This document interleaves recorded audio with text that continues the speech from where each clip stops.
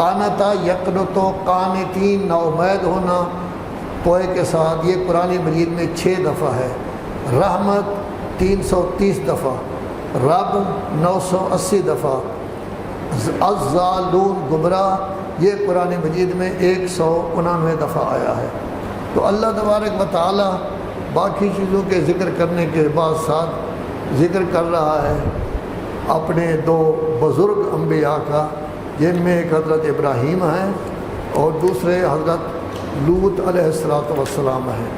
بلکہ حضرت لوط کے عذاب کے لیے جو فرشتے آئے وہ بھی پہلے حضرت ابراہیم کے پاس آئے ہیں۔ اللہ تبارک و تعالیٰ فرما رہا ہے اے میرے حبیب ان سب کو خبر دے دو کہ ابراہیم کے پاس کچھ مہمان آئے تھے، ابراہیم بڑے مہمان نواز تھے۔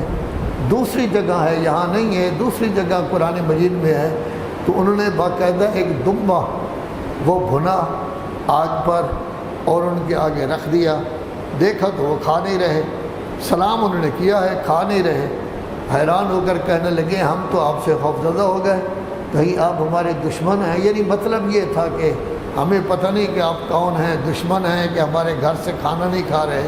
اس زمانے میں دشمن بھی شریف ہوتے تھے، وہ اگر دشمنی کرنے آتے تو گھر سے نمک نہیں کھاتے تھے، تو کھانے میں نمک تو بہرحال ہوتا ہی ہے۔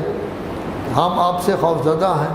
وہ کہنے لگے نہیں نہیں، خوفزدہ ہونے کی ضرورت نہیں، ہم تو آپ کو خوشخبری دینے والے ہیں۔ کس بات کی خوشخبری؟ کہ اللہ تبارک و تعالیٰ آپ کو بیٹا دے گا جو پڑھا لکھا ہوگا، آپ کو پڑھانے کی ضرورت نہیں ہوگی، اللہ کی طرف سے پڑھا لکھا ہوگا۔ تو وہ کہنے لگے کیا مجھے آپ خوشخبری دو گے؟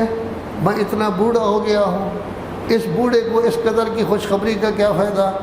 تو وہ کہیں گے ہم جو خوشخبری دے رہے ہیں وہ حق کی بات ہے، اللہ نے ہمیں کہا ہے آپ نا امید نہ ہوں، بوڑھے کو بھی اولاد ہو سکتی ہے۔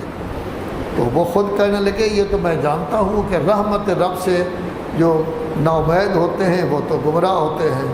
پھر پوچھا کہ آپ کیوں آئے ہیں اے اللہ کے بھیجے ہوئے لوگوں، کیوں آئے ہیں؟ کہا ہم مجرم قوم کے پاس آئے ہیں۔ وہ مجرم قوم کون ہے؟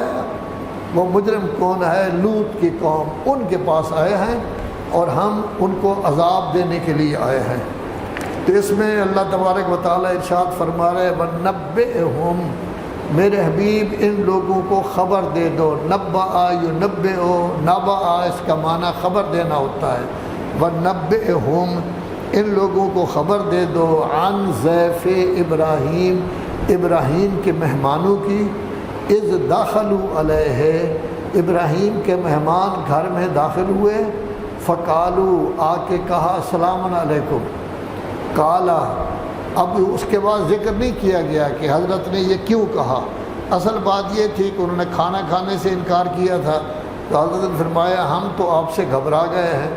کالو وہ کہنے لگے خوف زدہ ہونے کی ضرورت نہیں، انا نبشرک، ہم آپ کو خوشخبری دینے آئے ہیں بے غلامن، آپ کا بچہ پیدا ہوگا علیم جو پڑھا لکھا ہوا ہوگا۔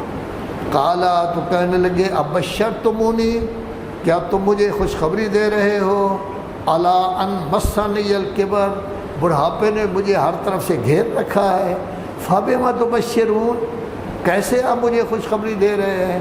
جب حضرت اسماعیل پیدا ہوئے تھے تو اس وقت ان کی عمر تھی 80 سال، تو 80 سال کے لوگوں کو آج کل تو اولاد پیدا نہیں ہوتی۔